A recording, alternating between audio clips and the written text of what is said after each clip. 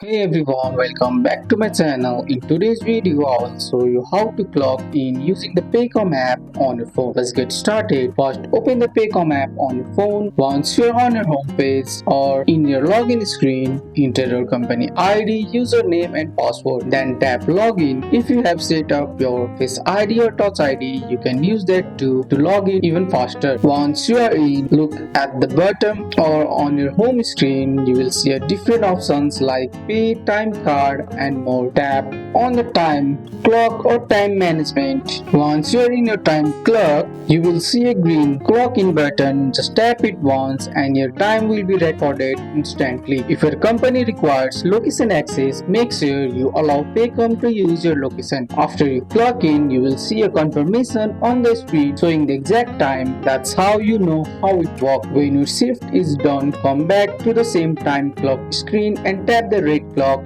out button to end your shift. And that's it. With just a couple of taps, you can clock in and clock out using Paycom on your phone. That's all for today's video, guys. I hope you guys like this video. If you found this video helpful, drop a like, subscribe for more videos. Thanks for watching. See you in the next one.